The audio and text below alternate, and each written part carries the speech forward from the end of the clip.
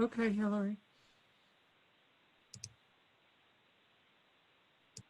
All righty. For those of you who are just joining us, please just hang in for a minute or two. We're going to give people a chance to get logged on.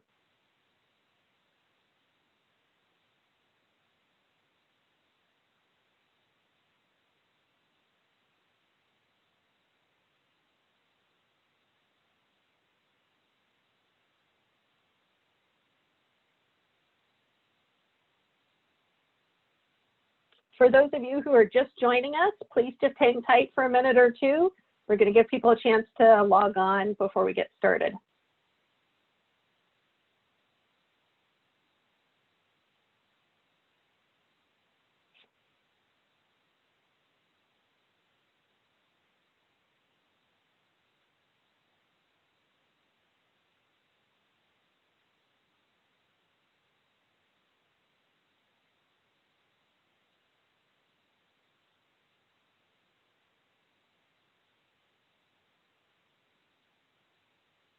For those of you who've just joined us, please just hold tight for another minute or so.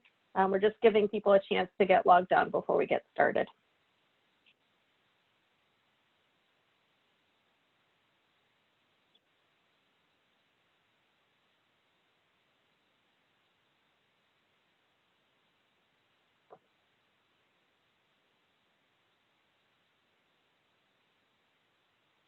All righty.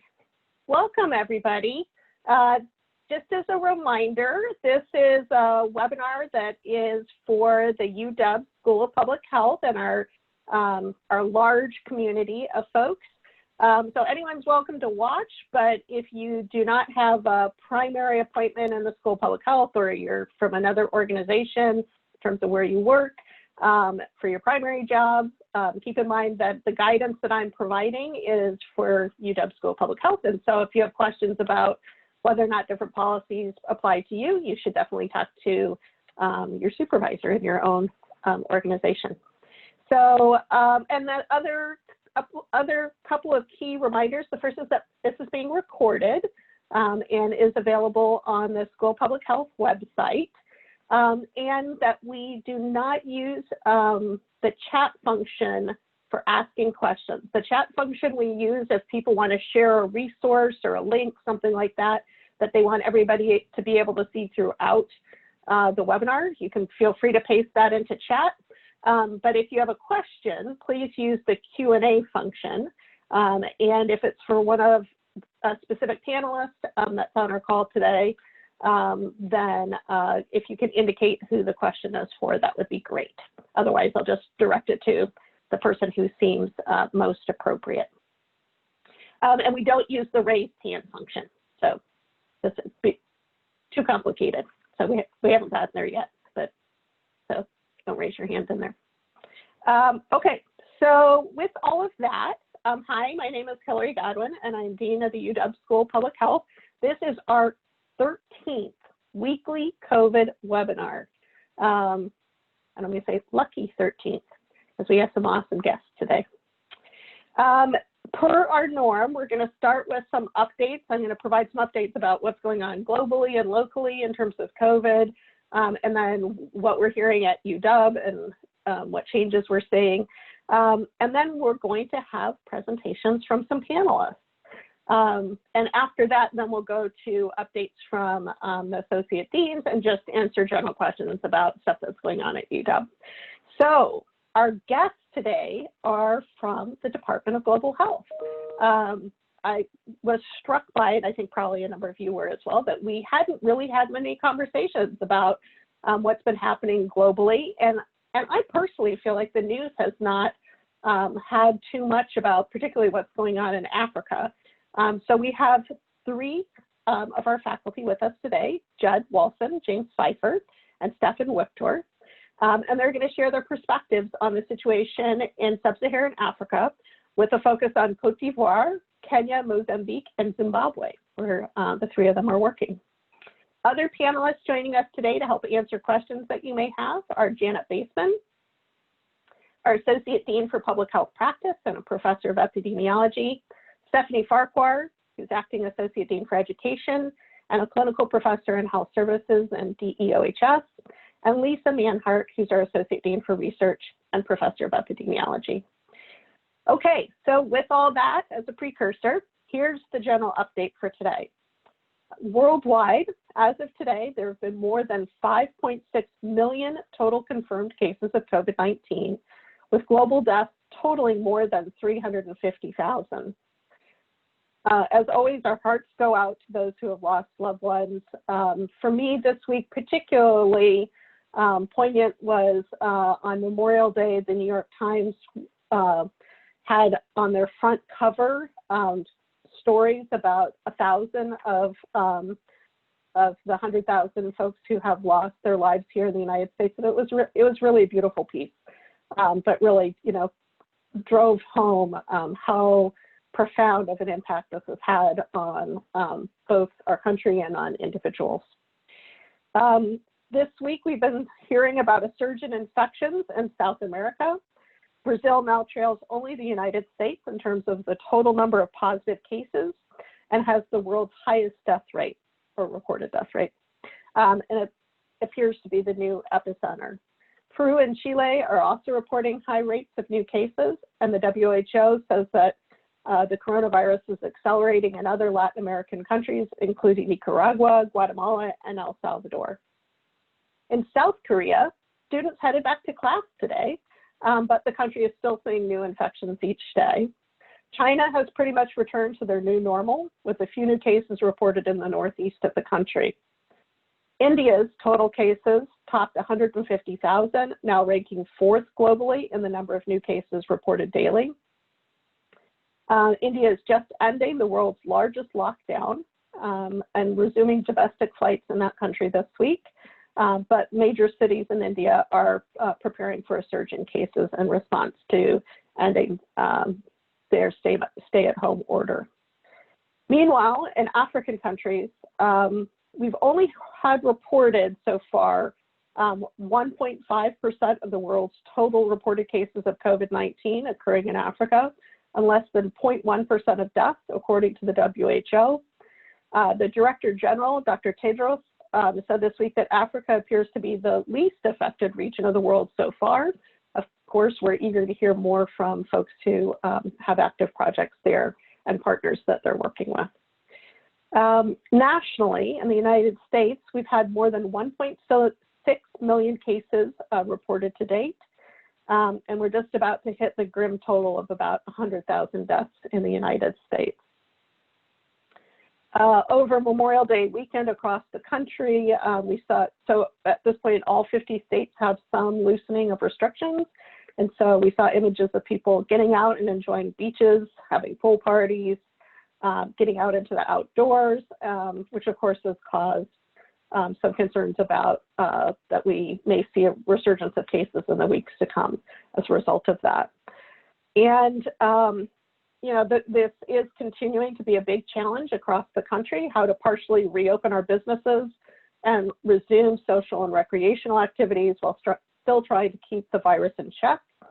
A number of states, so about 18, have rising rates, while others, including ours, have flattened and held steady. So we declined and we're sort of holding steady at this point, going down slightly.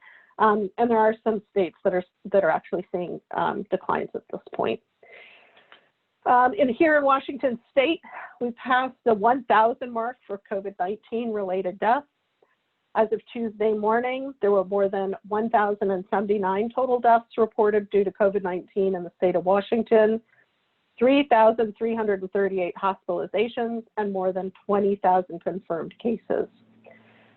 So far in Washington, about 333,000 tests have been conducted, and our overall positive testing rate is 6.1%. And for those of you who haven't checked out the Washington State DOH dashboard, I highly recommend it, and I will, when the others are talking later, put a link to that in our chat box. This morning, Secretary Wiesman approved 3 more counties to move to phase 2 of the governor's reopening plan. These are Kittitas, Thurston, and Walla Walla counties. That means as of right now, 24 of the 39 counties in Washington state are in the second phase of the state's 4-part reopening plan.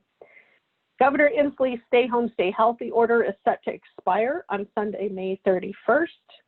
I think a lot of people were hoping that the whole state might just move en masse to phase 2 the following day on June 1st, but that's looking less and less likely. So what we're seeing instead is that the governor is indicating when counties have met the criteria for moving to phase 2, at which point those counties are then allowed to apply to move to phase 2, at which point they have to submit what their plans are for contact tracing and testing and a variety of other things. And once that gets approved, then they can start phasing into phase 2. We in King County and our surrounding counties, Snohomish and Pierce, still have, relative to the rest of the state, pretty high numbers of new cases and are not meeting the cutoff that we're expecting the governor to be using, which is 10 new cases per 100,000 residents over a 2-week period. So with that in mind, I would say don't be surprised if we do not move to phase 2 at the beginning of June, but hopefully we'll get to move at some point in June. Along those lines, the Institute for Disease Modeling released a really great report this week hearkening back to our discussion last week about different types of modeling, they did a very sophisticated level of modeling looking at how different relaxations might impact the reproduction rate for King County in particular. And what they found was, from that modeling, predicts that if we were able to enact robust contact tracing, isolation, and quarantine measures, that we could actually double the current rate of social and economic activity and not have infections skyrocket out of control. So that's a pretty high bar, but I think one that we're hoping to meet as a community. There's been a lot of progress over the last couple of weeks, really ramping up capacity at the state level and locally to do contact tracing and case investigations, and also really great progress in terms of making sure that we have the supply chains in place and everything that's needed in terms of walk-up testing sites in neighborhoods to be able to ramp up testing as well. So fingers crossed that we'll be able to move forward with that. Updates from the School of Public Health and the UW campus. We have, as I mentioned last week, 2 different work groups on campus. One is a back to work in person group, and the other is a back to school in person group that are looking at very detailed planning in the case of the back to work group for what we would need to have institutionally in place and within specific units in place to be able to move into phase 2 and then later into phase 3 and 4. And developing those will probably get pushed out sometime in the next week so that units can start doing their preparedness planning so that when we do get to move to phase 2 that we're ready. And then with the back to school group, presumably those of you who were teaching in the fall have been contacted. If not, you will be contacted to enter information that we need to feed back to Phil Reed's office about which courses can be taught remotely, which courses must be taught in person, and which courses we would like to teach in person if we can. And they're going to use that information to prioritize distribution of classrooms because we fully expect that we will be in a phase in the fall where we still have to have social distancing in place. So expect, again, more information to come out probably in the next week from Central Campus about all the different factors that they're taking into consideration to come up with plans for the fall. And I would say you can reasonably expect that large classes will be online and that some of our smaller classes, we're trying to figure out which of those would be online and which could be in person. Another really important thing for us here in the School of Public Health is that we have reopened our application process for a couple of our MPH and MS programs for graduate, for people who would be matriculating in fall of 2020. That's for two reasons. The first is something that actually came up in these webinars when we had students come and talk, which was concerns that we have a number of our own UW undergrads whose original post-graduation plans have been thwarted by COVID-19 and are really wondering what they're going to be doing come summer or fall. And so we wanted to open up that opportunity for people who perhaps previously had other plans but can't do those things now. And the other was to try and boost the size of our incoming cohort for our MPH and MS programs. So we actually did really well in terms of we had targets this year for each of our programs. And I would say almost all of the programs came in within the target range, but almost all the programs came down sort of at the bottom of the target range. And so we still have sort of a little bit of room to play with, that we could expand some of those programs a little bit and still have room in our incoming MPH cohort. And so that was another consideration that we took in mind in terms of reopening. I should say on the national level, what we've heard from ASPPH is that nationally applications are up to public health programs for fall 2020, but that increase has almost entirely occurred during the last couple of months, so March through May, and that's because most schools have reopened their admissions processes. So what we're doing is very parallel to what other institutions are doing as well. So in terms of the reopening of the applications, we specifically targeted the messaging to students from the 3 different UW campuses, Seattle, Tacoma, and Bothell, for students who are either graduating in June or have graduated sometime during academic year 1920. That being said, certainly any qualified applicants who apply during this period would be considered.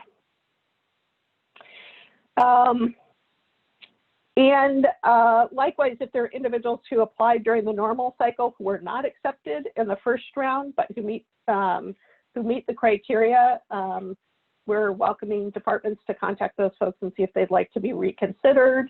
And each department should be using the same criteria for applications. So if there were programs that normally would never accept someone straight out of undergrad, they still will not be accepting people straight out of undergrad.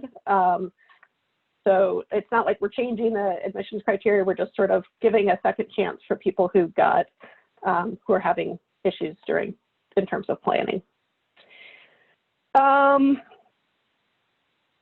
So we'll answer more questions about that at the end. Stephanie Farquhar is here with us. And so after we have our presentations from our guest panelists, we come back and do general questions. But if you want to put anything up in the Q&A box, feel free to do that, and we'll just save it for later. Couple of other things sort of worrisome that we've been hearing in the news this week.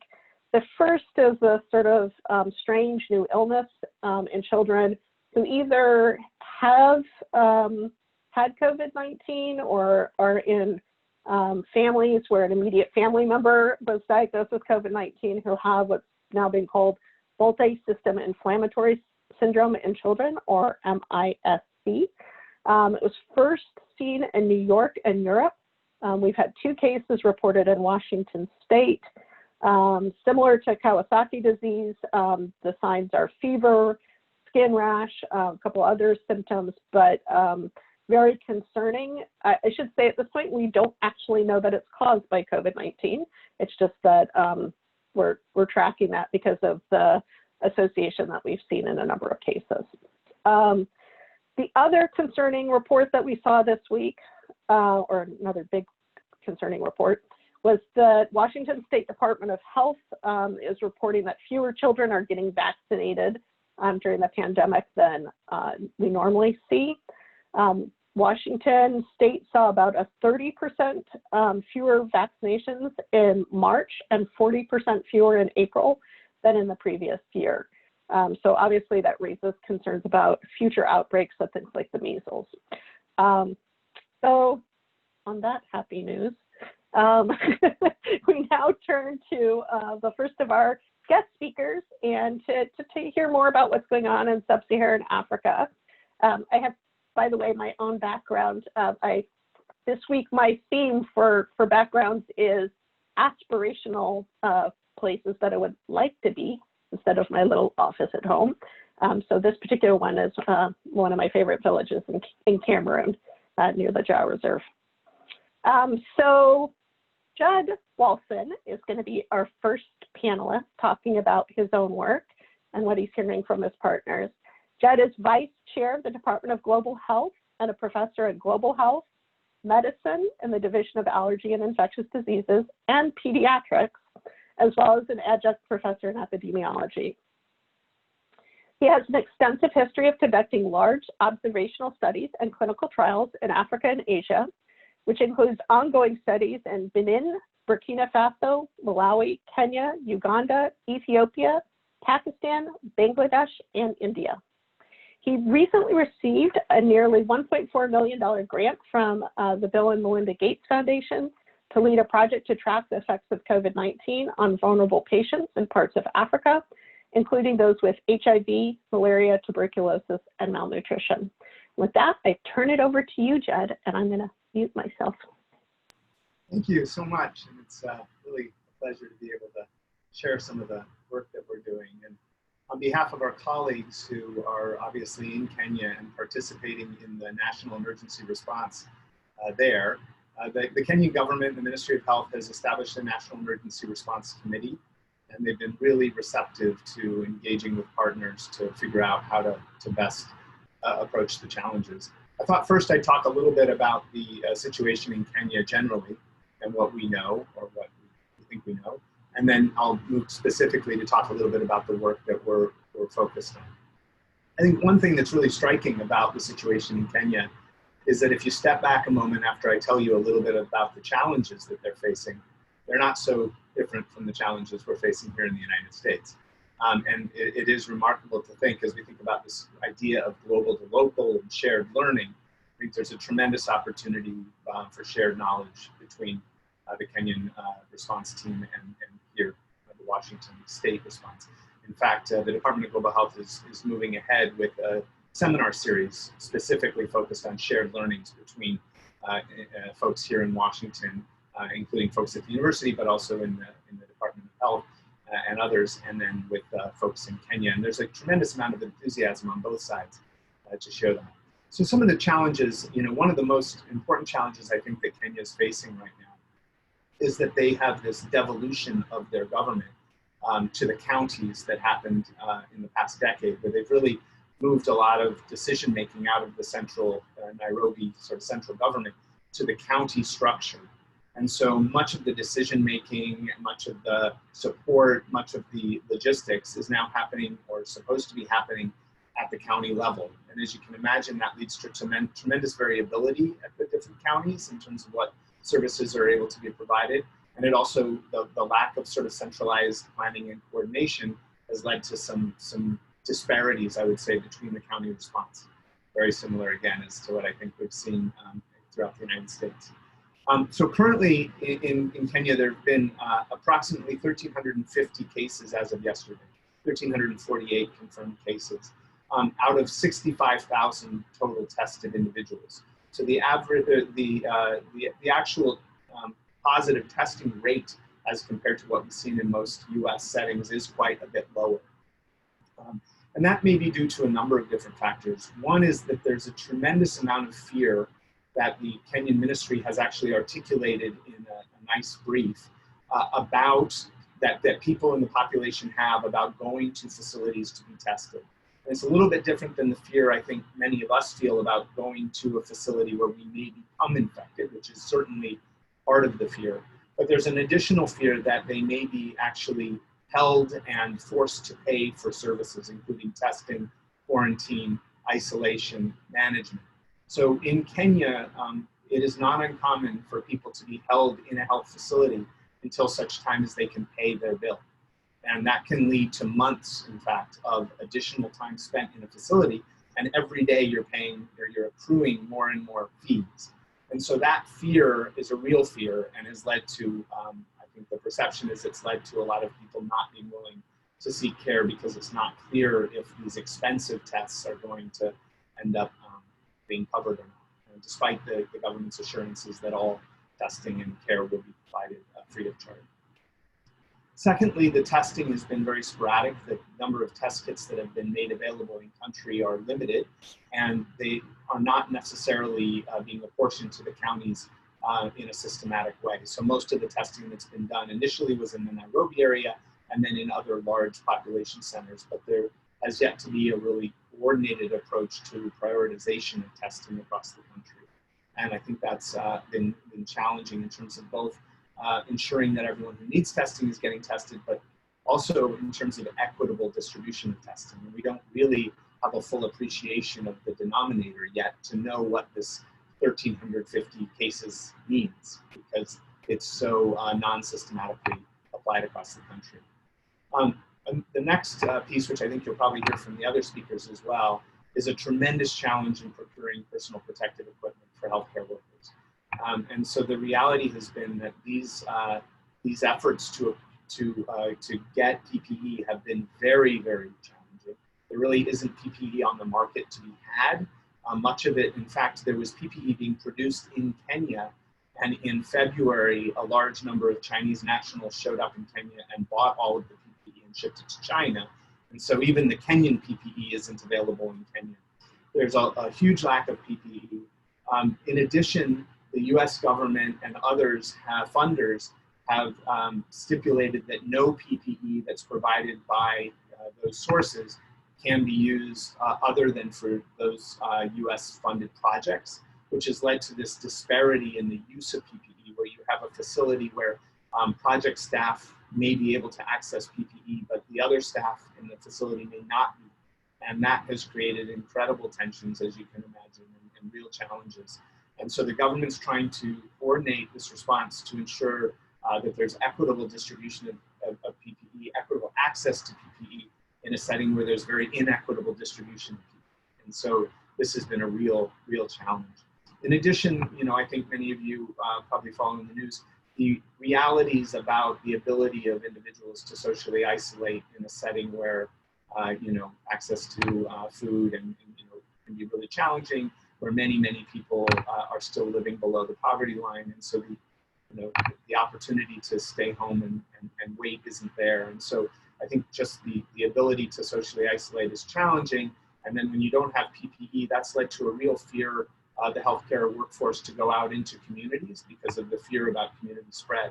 And so the lack of PPE combined with the fear of the lack of social isolation that's happening has led to a lot of restrictions around community-based testing. So almost all of the testing and all the services are being provided at facility level, which I think then further exacerbates inequities just because of inequities in access to care.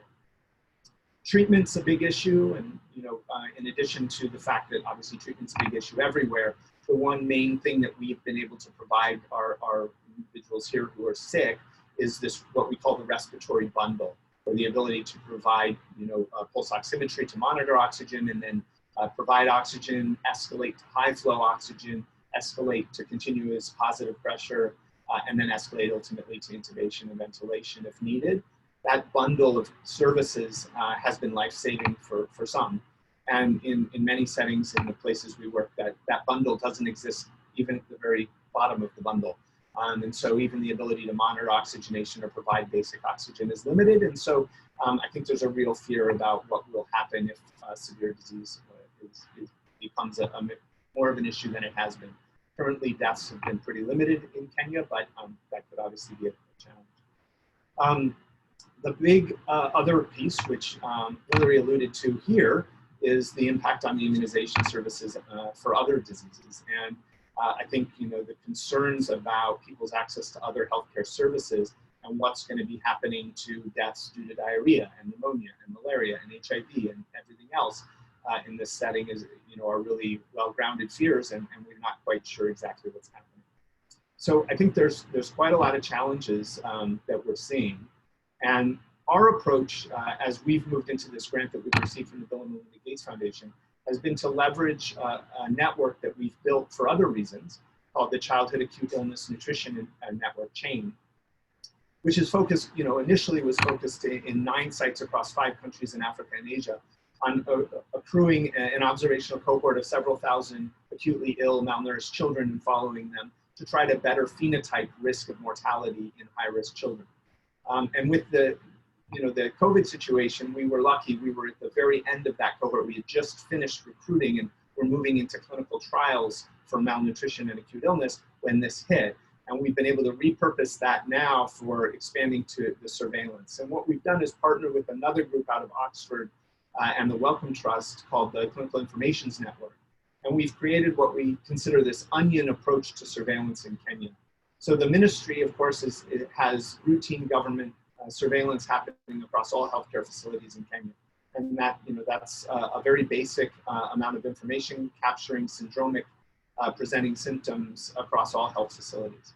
And then within that, the Clinical Information Network is a network of 20 facilities in Kenya that they have really spent the last 4 years with Wellcome Trust funding, building up their data collection capacity, funding some specific dedicated data collecting staff, as well as the systems to do that, to really be able to improve upon the quality of the data that are being collected at those 20 facilities. And then the chain network, we are working in currently 5 facilities that are part of those 20, where we have an entire dedicated study staff where we can then beef that up to not only improve the quality even further, but we can now extend out longitudinal follow-up of patients back into the community, and we can build in some specific research questions into that network. So the onion is sort of the outer layer, the onion is the overall Kenyan data, then we have this CIN network of 20 sites, and then within that, the 5. And we've begun work, we've actually begun surveillance there already. And I won't go into great detail of that, but just to say that the goals of that are really to establish capacity for improved surveillance, to detail the clinical presentation and course of the disease, particularly among highly vulnerable populations, recognizing that here we know obesity, diabetes, et cetera, are really markers of high risk in our population, but we have no idea in the African context what's going to happen for individuals, for example, who are severely malnourished or have concurrent tuberculosis, et cetera. And so really focusing on those highly vulnerable populations. And also very interested in looking at fecal shedding and its contribution to transmission, particularly among children. And finally, really looking at the impact on other healthcare services and outcomes, including the malaria program, HIV, and pneumonia, and diarrhea. Lastly, I just want to highlight that, there is I think an emerging appreciation that there does seem to be less severe disease. We are finding less numbers than I think people predicted, given all the caveats I said about the denominators that are unclear. But it doesn't appear as though syndromically we're seeing vast numbers of severe respiratory illness showing up. And so there's a lot of speculation about what that may be. Some of that may be that the population pyramid, if you look at the way the age distribution looks in Africa, many African countries are really heavily weighted towards younger age groups, and we don't see the large numbers of elderly that we see in the West, and that may explain some lack of severity. In addition, we see lower rates in general of obesity and diabetes across countries, although certainly urban populations tend to see high rates, in fact, sometimes higher than what we see here. And then there's some interesting hypotheses around the BCG vaccine prevalence and whether or not that's providing some protective immunity, or whether exposure to common environmental pathogens such as helminths or worms may actually be providing some protection. Those are very, I think, very speculative at this point, but interesting and worth pursuing.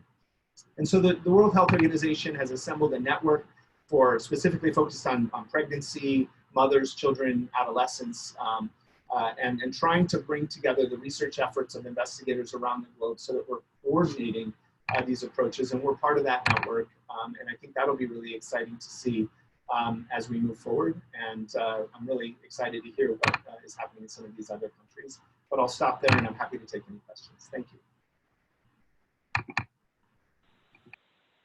Awesome, thanks, Judd. I think we're going to go through and have each of you guys speak, and then we'll do questions for all 3 of you at the end, if that's okay. Okay, so next up, James Pfeiffer. She's a professor in the Department of Global Health with a joint appointment in the Department of Anthropology. James has 25 years of research experience in medical anthropology and public health in Africa, and worked extensively on primary healthcare projects with Health Alliance International, a nonprofit based in Seattle and closely affiliated with the School of Public Health. His research interests have focused on HIV/AIDS, nutrition, reproductive health, community participation, religion, and traditional healing. Since 2013, Dr. Pfeiffer has been executive director of HAI and oversees public sector health system strengthening projects in Mozambique, Cote d'Ivoire, and Timor-Leste. James, turning it over to you. Okay, and I should shoot for about 10 minutes, is that right? Roughly. Okay. It's great to come after Judd because he covered a lot of ground. And so I won't repeat some of that basic stuff, but I do want to just mention again that interestingly, and we don't know exactly why, but the pandemic has not taken off as quickly and with as much force as we feared. And it still could, of course, but we're facing kind of an interesting situation, and Judd laid out some of the reasons why maybe it isn't as severe, as severe as we were concerned it might be at one point. Hilary, I wanted to share a screen. Can I go ahead and try that? Okay, let's see if this works.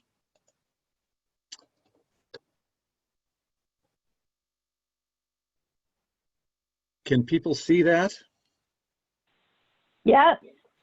And it's an HAI website. Is that what it looks like? HAI, Coronavirus and Social Solidarity. Can you all see that? Exactly. Yeah, that's okay, great. Wonderful. I'm going to talk about this in a second. I just want to give you a little background on HAI. We are a independent nonprofit, and our office is in the University District, but we're actually kind of 1 foot inside the Department of Global Health. We're a center in the Department of Global Health, and we have about 7 faculty that work with HAI. We work in Cote d'Ivoire, Timor-Leste, which is a small country just north of Australia, and Mozambique. And I'll be talking mostly about Cote d'Ivoire and Mozambique today. Our focus and our mission is to support public sector national health systems. So all the work that we do is to work very, very closely with local ministries of health to strengthen their delivery of healthcare services. So we don't run our own clinics and do all that kind of stuff. It's very much in close collaboration with public sector services. So that's what I'll be really focusing on today. And I wanted just to highlight here, hopefully you can see my cursor moving around there. So we're very proud of this. Adam Granato is our communications director for HAI. And we just completed a revision of our whole website, but this is a special part of our website, which is basically an information hub around coronavirus and COVID-19. So I just wanted to, I'm using this as an opportunity to advertise our brilliant website that Adam put together. And it's a resource I think that you can hopefully use and come back to, and that's why I wanted to kind of walk through it. So what Adam does every week as we work with we have country teams in Timor-Leste, Mozambique, and Cote d'Ivoire, where we have a whole bunch of about 20 different grants happening at any given time across these countries. And we have fairly robust in-country teams with multiple country offices. And we get updates every week on what's happening with the coronavirus situation. So this is a website that's publicly accessible, and if you want to sort of follow what's happening in any of these countries, I encourage you to check it out. And just highlighting here that notice that Cote d'Ivoire now has almost 2,500 confirmed cases. As Judd pointed out, the testing across Africa is very sporadic. So likely that there's far more cases. 30 reported deaths, but again, it's moving a little more slowly than we had feared at one point. Mozambique at the moment is reporting about 227 confirmed cases. Again, very little testing happening in a systematic way. And I believe this is their first reported death either yesterday or the day before. Now, it's possible that there are other deaths being unreported. It is likely that there are other cases, but what we're also hearing on the ground is that they're not noting an increase in kind of excess mortality, sort of anecdotally.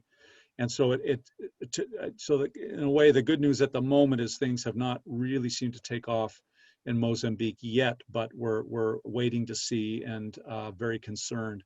I would contrast this with what we're hearing, obviously, from Cote d'Ivoire, more thousands of cases. Nigeria, New York Times had a big article on the city of Kano. This seems to be a very big outbreak there. Somalia is reporting a real scary situation with thousands of tested cases and anecdotal reports of very high levels of mortality. We're hearing this from our Somali Health Board partners here in Seattle. So there are countries in Africa where things do seem to be taking off in a really worrisome way. So far, Mozambique, not yet, but we're watching, and everyone is gearing up. You'll notice that East Timor is a small island country, the east half of an island. The other half, West Timor, is part of Indonesia.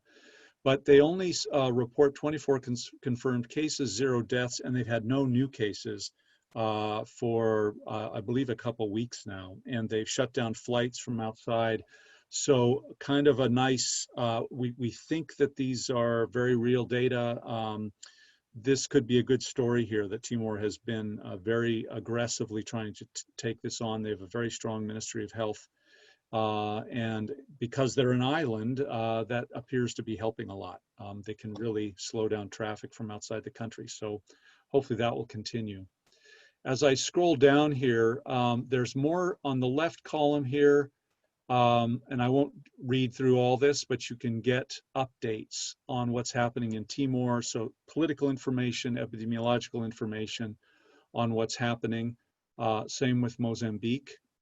Mozambique is currently in what they call level 3 emergency situation. Level 4 is the most serious shelter-in-place restriction. They have not imposed level 4 yet. The cases tend to be concentrated in the north and in Maputo, which is in the south, the capital. So, they do have these travel quarantines for people coming into the country. Cote d'Ivoire, you can see here, I won't read through all of these, but Cote d'Ivoire also has a relatively strong Ministry of Health given their resources, a higher health worker per population ratio, and they're working very hard on training staff and trying to get what limited PPE they have out to their health workers. And I'll talk about that in a second. Over on the right side, again, I won't go into detail here, but that we are chronicling our HAI response, what we're doing in each country as part of our support for the national health systems there. So all the work we're doing around COVID is being channeled through our national health system partners. So I encourage you to check this out. We're going to be updating it repeatedly. So please use this as a resource when you want to find out more about what's happening, updates with a little bit more on the ground detailed information for those 3 countries. And Adam has been doing just a beautiful job. And I'm going to scroll down here. Part of our website is a piece here on coronavirus is personal, where we want to not lose sight of the human factor here. And every week we're going to be posting new individual stories from the countries where we work. And this is an interview with Dr. Yakuba Doumbia, who is one of our technical advisors, works with the Ministry of Health. And in this interview, he describes the challenges that we're facing in Cote d'Ivoire in trying to help people continue to come in for HIV care and treatment. So our project in Cote d'Ivoire is PEPFAR funded. We are the main PEPFAR implementing partner for the northern part of Cote d'Ivoire. Thousands of people, we're supporting the Ministry of Health in keeping thousands of people on treatment, testing, initiating ART, and then trying to retain people in care. And one of our biggest concerns, I think, as Judd mentioned, is number one, we don't know the comorbidity situation. What happens when you have coronavirus on top of TB, on top of HIV, on top of malaria. So trying to begin to be paying attention to those comorbidities issues, but also, as Judd pointed out, the health services problems and challenges is as the COVID pandemic becomes more serious in places like Cote d'Ivoire, will people be afraid to come back to pick up their medications? Will they be afraid to get tested for HIV? How is this going to affect all the other systems? And you know, HAI really focuses on primary healthcare and integrated primary healthcare. So when people come to health units in Cote d'Ivoire or Mozambique, they're not coming to an HIV hospital, they're coming to a primary healthcare center where they're getting all kinds of different services. And that's where they're going to come for COVID-related services. So we're concerned about the impact that COVID will have on integrated primary healthcare. And trying to pay a lot of attention to ensuring that the other services that are also keeping people alive, especially with TB and HIV, are not completely disrupted. So understanding how things are integrated is going to be a really, really important part of our challenge.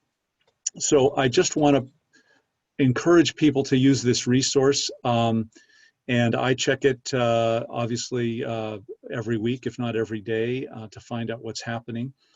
And so hopefully you all will feel free to go ahead and use it.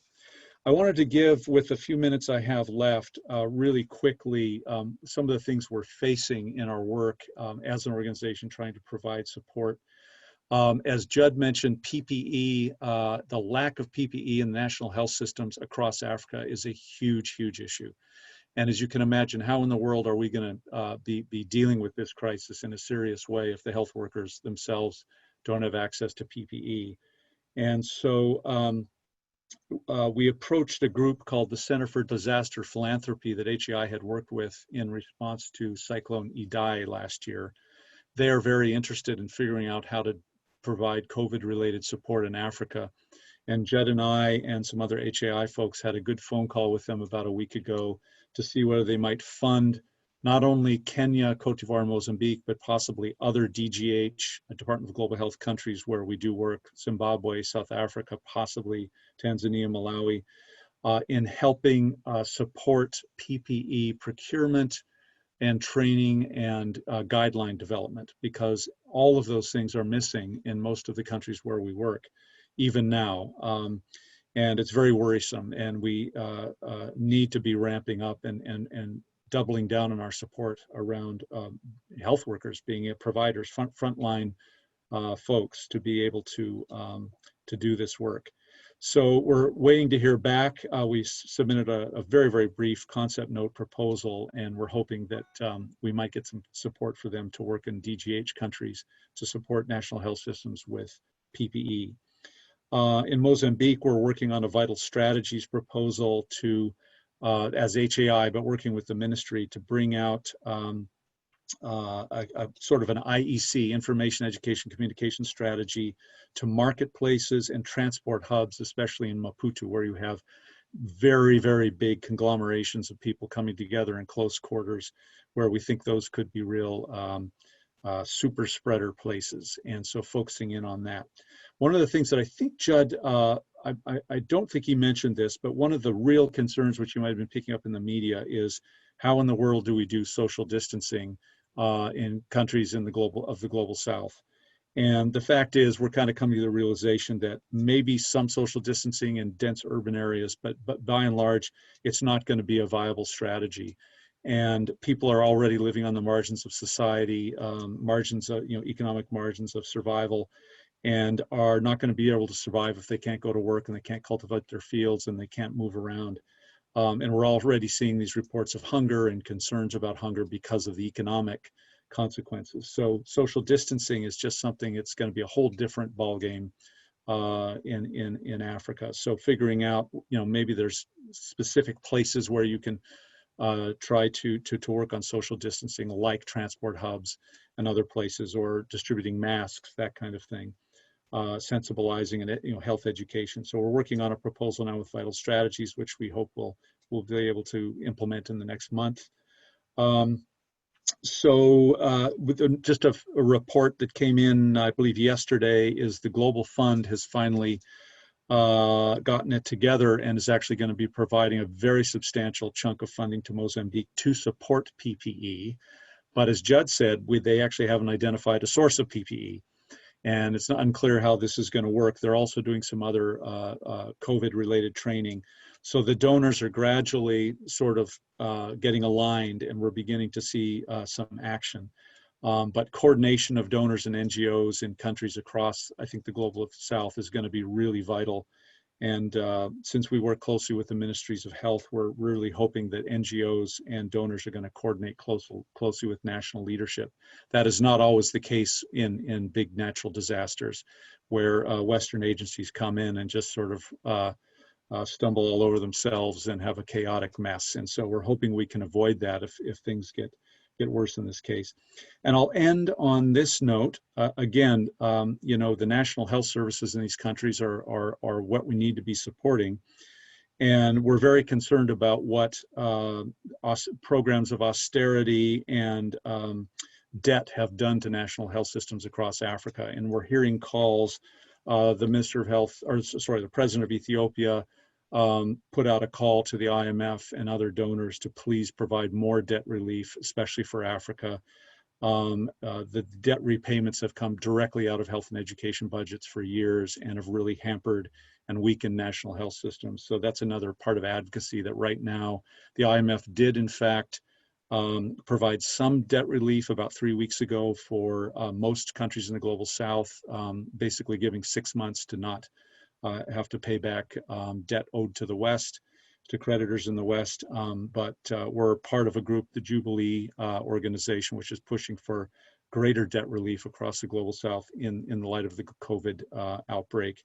And I can't tell you how important that is in places like Cote d'Ivoire and Mozambique to get more funding and channel it into supporting national health systems as they gear up to struggle against the pandemic. So I'm going to stop there. I've just talked a lot. Thanks for listening, and thanks to Hilary for this invitation. This has been great. Yeah, thank you guys.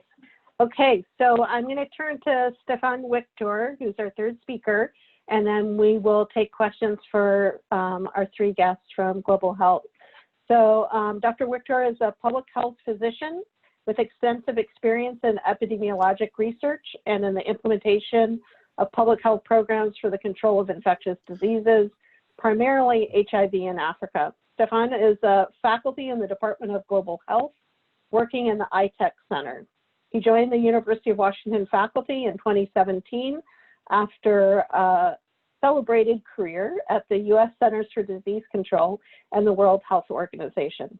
Today, he'll be referring to the impact of COVID on HIV services in Zimbabwe and on the work of the ITEC COVID Communications Hub that supports ITEC country programs as they face the new challenges presented by the pandemic. Stefan.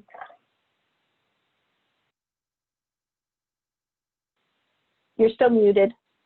We can't hear you. Okay, sorry. Can you hear me now? I'll be sharing a presentation as well. So let me just bring it up here. Okay.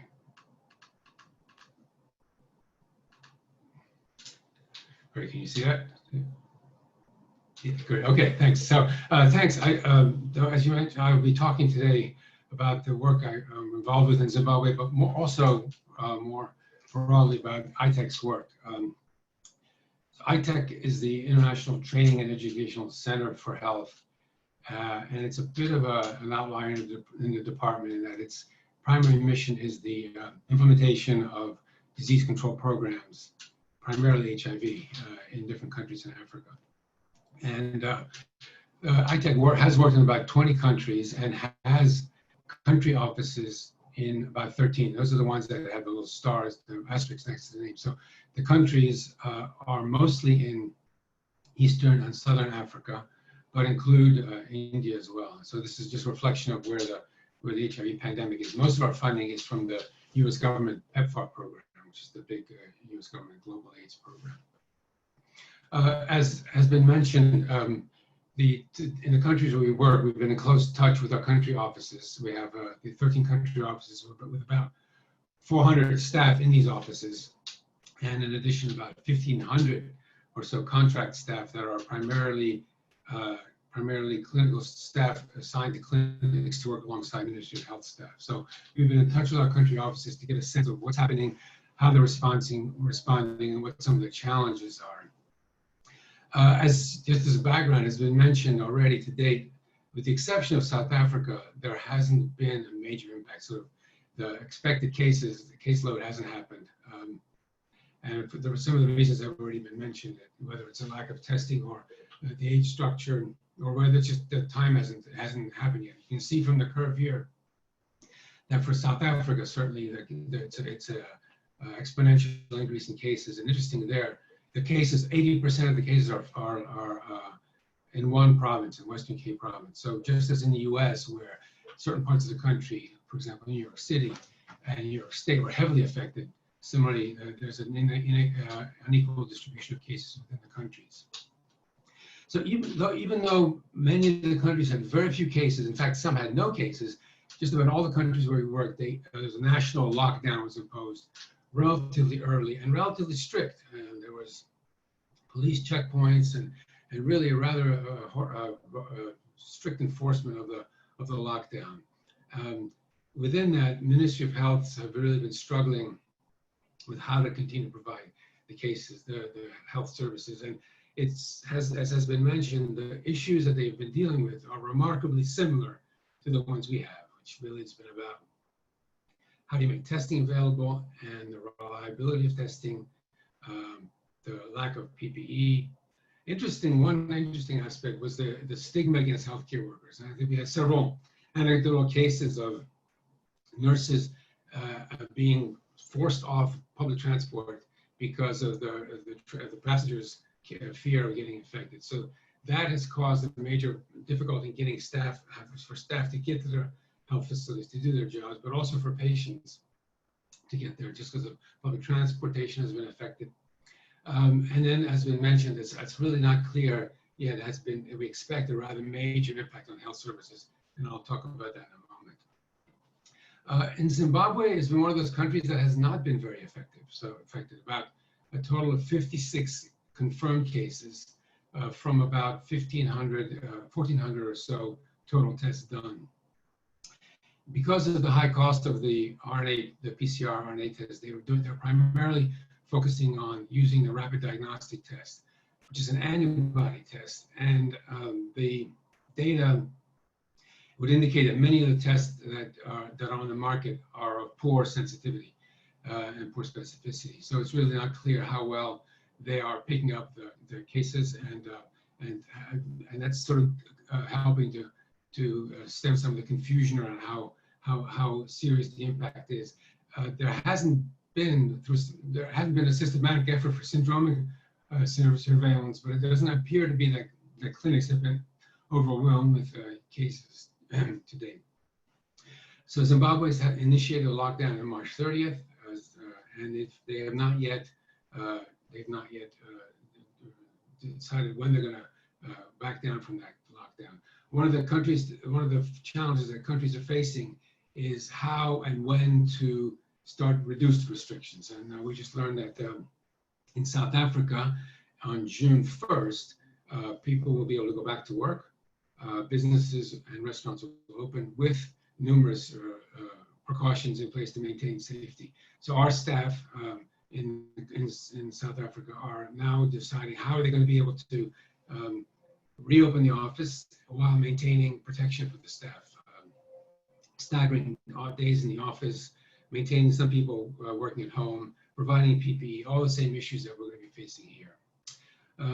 So during the lockdown, our staff, it's called Zimtech, is the name of our country office in Zimbabwe, has had to adapt just as we have to working from home and using Zoom primarily. And it's been a real challenge. They don't have that, that's not part of the culture, using online resources. And access to internet, reliable internet has been a challenge. Finding a quiet place for the Zoom calls, so you don't have children running around in the back of the behind the speaker. But I think Zimbabwe is the largest country program for high tech, and we have about 90 staff in the office. And then we work in 373 facilities in 4 provinces and have second staff to the facilities. So we have about 900 staff that are high-tech supported staff working alongside Ministry of Health staff. And that's really one of the challenges.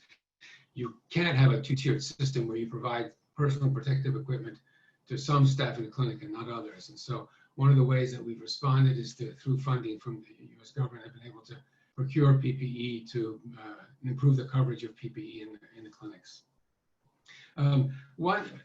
Some data around the impact of the epidemic on HIV services. This is just our data from the program looking at the number of people being tested for HIV per month. So starting already in February, there has been a decline in the number of people tested from about between 60 and 70,000 per month. And then here when the lockdown occurred, really it dropped down to about 20,000. So major reduction in the number of people being tested. Interestingly, looking at it by week, starting from this first bar is when the lockdown started. So going from about 15,000 tests per week when the lockdown started, it went to about 2,000 per week. But then has been a gradual increase now. Still below the baseline, the pre-lockdown baseline, but I think as people get used to the lockdown, as they get used to what the expectations are on services, they're starting to go back and we're seeing a return of services. So as I mentioned, we've been in touch with our country staff in the 13 country offices, and they've been engaged in different levels with the national response. And in several countries have participated with the national stakeholder meetings to provide guidance on infection prevention control. We've purchased and distributed PPE. One interesting application in Kenya, where the country office had extensive experience in developing electronic health records. They developed an application, mobile phone application, that will allow Ministry of Health staff to do site assessments to see what the coverage of PPE is and how the infection prevention and control measures are in place. And then because of our long experience in providing trainings, we've done a series of webinars in different countries on how to do infection prevention control, and also distributing information around healthcare, particularly around healthcare for clinicians. Here at headquarters, early on we created this HIV headquarters COVID response hub, which is some of the staff, administrative technical staff at the headquarters office. And we had daily check-ins with each of the countries to see what are the issues they're facing, what are some of the challenges, and then using that to try to find resources to help the countries. As James mentioned, we also have a website where we posted various resources from WHO, from other sources, and have weekly webinars where we share where the countries share experiences among themselves, but also have invited faculty, UW faculty and others to focus on specific topics to help to prepare the countries when they respond. So that's a snapshot of the website, and the link down below. It's I think a useful resource where that compiles a number of sources. And then I mentioned we have regular phone calls. The high-tech hub has a regular Zoom calls, and to lighten things up, we wear a different hat every day. The longer this goes on, the harder it is to come up with new hats, but somehow we've managed so far. So with that, thank you very much. Thank you. So turning over to the Q&A, one of our regular attendees, Dr. Jim Guadino, says, good afternoon and thanks. Question, for countries in Africa and presumably later COVID-19 pandemic areas, is it realistic for these countries to ease mitigation strategies, especially with so little testing? And then more specifically, what seem to be the drivers of this push to ease up in different countries? And what influence, if any, does the confusing messaging here influence such decisions? Any of you guys want to tackle that one? Well, I will say, this is Judd. I can put my video back on. I will say what we're hearing from our colleagues in Kenya is that despite the government's efforts to encourage a lockdown for several weeks, the markets are pretty full, and it is very difficult to manage this, particularly in the urban areas where there's a lot of, in the large slum areas where there's a lot of poverty and such. The reality is people just can't survive without getting out to the markets and such. In addition, there's a lot of misperceptions about what a mask means. So there's, it's really seen. I remember sitting in a taxi once in Nepal, and they had a rope that sort of you laid over your body because there was a law about seatbelts. It didn't actually go anywhere, you just laid over. And it's similar with the masks, where people are just reporting a lot of people putting the masks over their ears but below their chin, because it's thought that the goal is to have a mask so you don't get a ticket from the police or don't get harassed by the police, not necessarily that it's actually providing any protection or to you or others. So I think it's, I don't think the mitigation strategies are even now very successful in many places. I don't know if others want to. If I could just add, I think the best information we have is from South Africa, where they have a national commission that has, with some real prominent researchers on it, and that they've laid out certain parameters that what are the considerations by which we can start releasing, and what are the phases. But I think it's still, despite that, it's a real mix of politics and science, and because as I mentioned, June 1st, they're going to have a relaxation of the restrictions. And that's going to be for the whole country, even though there's a huge disparity which how badly some provinces are affected compared to others. So I think it's really trying to minimize the economic impact at the same time minimizing the health impact, just as we're facing with our country. Yeah, just like here. Right. But to kind of state the obvious, the contrast with the U.S. is that the economic impact, it's not sufficient, but there are social safety nets. There is unemployment. It's not going to last, but there's things that people can, at least not some people can rely on to survive. And in places like Mozambique, there's really nothing. And so the people are on the margins of survival. So the economic impact is really a life and death situation. I think that's why that huge concern now about hunger. And so it really, how do you balance the mitigation strategies with those issues? And I really think everyone is grappling with how to do it. I don't think anyone has any good answers. Yeah, it's a really, really tough dilemma.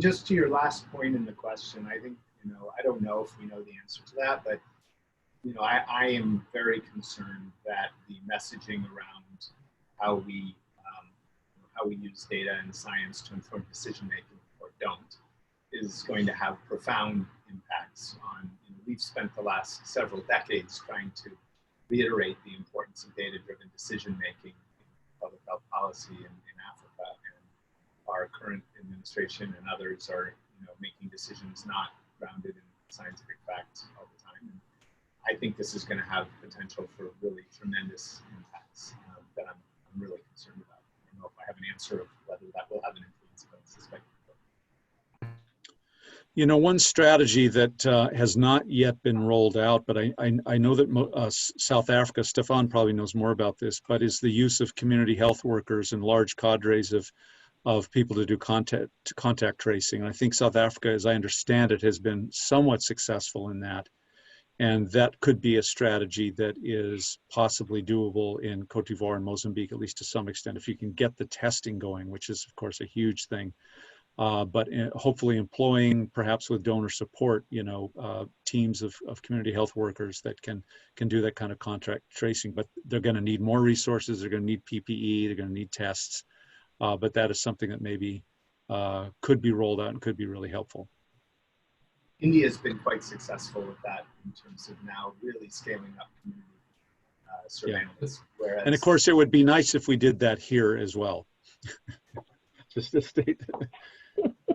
In South Africa, they have started. They have a very strong cadre of community healthcare workers, and they started going door to door, doing symptom screening. And what the outcome of that has been, I haven't heard, but that is part of the national response.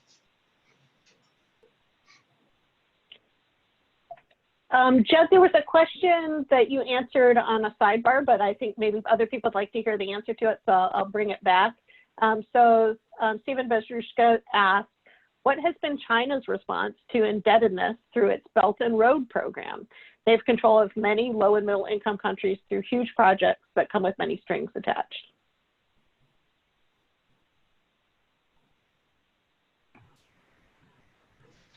I had just mentioned, sorry, I didn't realize when I answered it, it kicked it into the answer section, so apologies. Yeah. You know, no, I had just answered that I know that there was a $2 billion public commitment made to the WHO that China was going to be providing for low and middle income countries, but I don't know more details about how much of that is in debt relief versus new monies versus,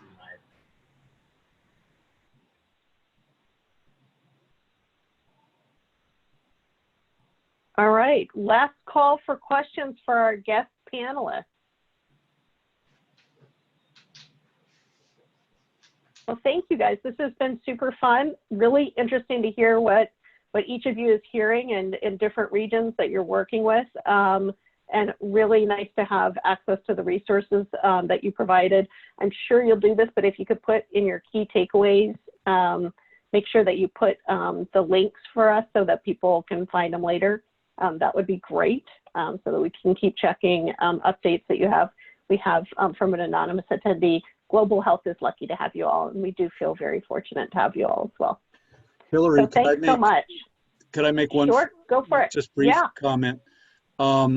You know, I think it would be great if these continue, if we return to kind of a global health focus in your discussion Wednesday meetings, especially if they're Africa focused. Maybe the next round, we have some brilliant African students here and other African faculty, and I think it would be good to have some African voices about what's happening. And I feel a little awkward speaking on behalf of them, but I was sort of the HAI guy.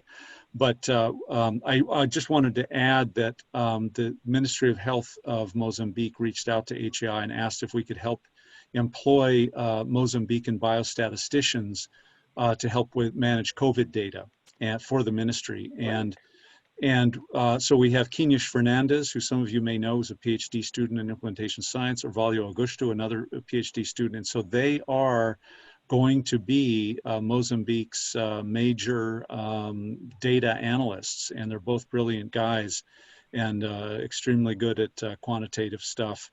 And so we've got some really strong, brilliant folks from Africa studying here, and obviously some of our faculty as well. And I just think it would be great if we had some African input. I know Quinish is a part of the ministry and can speak with great authority about what's happening at that level. So I would be happy to help connect people to the next iteration of this discussion. That sounds great. I love that idea. And yes, we will take you up on that offer. Sounds good. All right, in the last few moments that we have remaining, I'm going to check in with our associate deans to see if any of them have updates that they'd like to provide to you. So first up, Janet Baseman, any practice updates? Hi, sure. Hi, everybody. So I had a couple of updates, mostly related to contact tracing, everybody's favorite public health practice topic these days. So I wanted to start with the training module that the Northwest Center for Public Health Practice developed, and I think, Hilary, you just announced its release 1 week ago at this seminar. So the module has now been available for 1 week, and I heard today that 621 people have already enrolled in the course, which was really exciting. Great numbers, kind of demonstrating the demand for those types of training resources. And we also learned that the state of Kansas is now mandating our Northwest Center developed training for all of their contact tracers in the state of Kansas, which is very exciting. So I don't have any new updates on the very active contact tracing efforts to stand up capacity in Washington and our counties, but that is moving forward. And then the last thing that's contact tracing related I'll mention is that our School of Public Health has been asked to take a leading role in the oversight committee for the new Bluetooth exposure notification contact tracing app that's being evaluated currently in Washington State for its privacy and security, equity, and public health values. Since these apps are so new, a lot of those things really need to be closely watched, and of course figuring out the value of apps like this to public health and to our contact tracing efforts is important, so that we can all be contributing to the recommendations to the Secretary of Health and the Governor on how to move those forward. So it will be nice for us to have a role in that. And then finally, and I think you're being very modest by saying that public health, school public health is playing a role, because it's really that you got asked to chair that committee, correct? Or task force? I have been asked to chair it, yes. But the language in the ask said, we're asking you to do this because we want the School of Public Health to have a bigger role in this. And so it's both. Thank you. Okay. It's all of us. Okay. Okay. And then the final thing I'll just mention is that I just got an email, and Hilary, you got it too a little while ago while the presenters were presenting. There is a new King County dashboard of key indicators of COVID-19 activity in King County. And it looks really cool. I'm going to post it to the chat. Oh, wait, can everybody see when I post to the chat? Yeah. Mm-hmm. Okay, good. So I'll post it to the chat to everybody, a link, so that y'all can look at it. And I was peeking at it. Can you also share screen right now too and show people while we're going through and having other people provide updates? Do you know how to do that? Yeah, of course I do. I teach the class. Yeah, true enough, right? So while you're doing that, maybe we'll let Stephanie do some updates about education if she has any. Stephanie? Yes, hello. If you're still on, Judd and James and Stefan, I'm so appreciative that you joined us today. That was really fabulous. Thank you for sharing. And I love the idea of having upcoming sessions with students and others who represent the countries. So from the perspective of education for both faculty and students, we're closing on week 9 and sustaining our sort of collective momentum, wrapping up courses, preparing for graduation. And while we're closing spring term, so to speak, we're simultaneously looking forward to summer and autumn term. So this is true that we will be collecting information on hybrid versus in-person versus online courses that is happening as we speak, and then we'll get a sense of classroom capacity within the School of Public Health. I also just wanted to clarify, also as Hilary mentioned, we're reopening the application process for several of our MPH and MS graduate programs, and faculty and staff have been notified, and there's a group of us meeting tomorrow from 3 to 4 to think through the process, but the student notification has not yet gone out to the students, although we just sort of announced it here. As we finalize our details tomorrow. So if you're a student and you're interested in this opportunity, keep your eyes open on your inbox early next week, especially for those who are graduating and those who have recently graduated. And then I got a sidebar, a couple of emails during this asking which programs. I'm just going to state those really quickly. The Biostatistics Master of Science degree, Epidemiology MPH, Environmental and Occupational Health Sciences MPH, Health Services MPH, and Public Health Genetics MPH. So contact me if you have more questions, but a more formal announcement with links and more details regarding closing application dates and so forth will be on its way. So we got a question for you, Janet, who I see is now sharing the site. So thank you for doing that while you're putting that up. Jim would like to know about the training from the Northwest Center for Public Health Practice on contact tracing. Is there a cost? I believe it's free, but he just would like to know. Is that true? Free? It is. Yeah, it is free. It's available on Public Health Train nationally. It's available on our own Northwest Center's learning management system. Yeah. Oh yeah, we don't charge for our trainings. It's open to anybody. Okay, so I just wanted to show you all this new dashboard. Here it is. Activity, testing capacity, healthcare system readiness.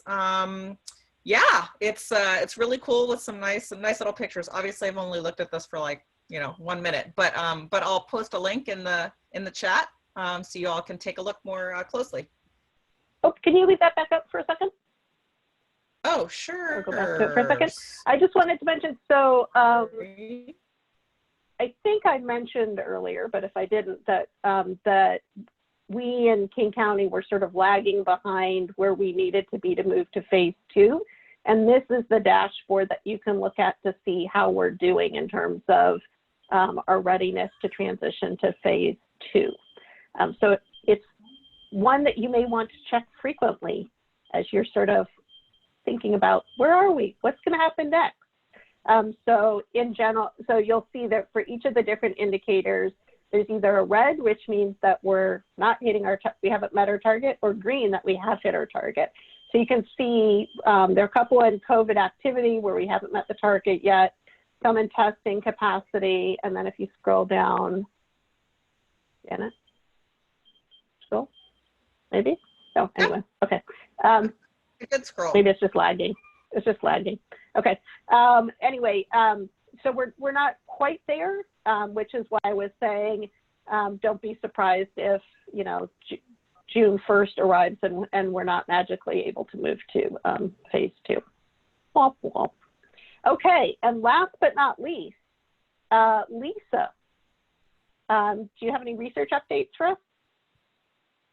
Hi, everyone. I do have just a couple of research updates. In terms of COVID-19 research, it's been exciting to see how much COVID-19 research is actually being conceptualized and conducted across the UW. OSP reported on Friday that today they've processed 219 COVID-19 proposals. Wow. And made 37 awards, 16 sub-awards, and 23 non-award agreements. So lots of really great work going on here. A quick reminder about the PHI COVID-19 Economic Recovery Research Grants. Again, we announced these last week. They're similar to the recently funded Rapid Response Grants. The applications are due on May 31st. And the School of Public Health is providing matching funding, very similar to what we did for the Rapid Response Grants. So please contact me by May 29th if you'd like to request matching funds. The big news at the end of last week was an announcement from the Human Subjects Research Division about their guidance related to temporarily halted in-person human subjects research. With this new guidance, they have expanded some of the types of in-person human subjects research that's allowable. Not surprisingly, this first step is still fairly conservative. And really because of the dashboard that you just saw and the goal of keeping this in line with the governor's phased approach to reopening things. It's also good to remember that this is just a first step and additional research will be allowed in the future as we move through these phases. One of the nicest things about this update is that the Human Subjects Division updated their webpage describing allowable research, and they've placed it into categories that make it much easier to understand what is currently allowable and how things will change. There were two big changes with respect to studies that can resume. One was the expansion of allowed clinical trials. Now all trials that occur in UW facilities and have permission of unit managers can resume. The other change was that studies whose only in-person procedures are brief and are for the purpose of obtaining a measurement, a specimen, brief physical exam, those studies that are being study procedures that are being done in clinical locations can now be resumed, and study staff can now perform these tasks. The other piece to this update is that the Human Subjects Division has developed a very detailed checklist for conducting human subjects research during the COVID-19 pandemic. I will include links to each of these web pages on the Human Subjects Division website in the key takeaway points.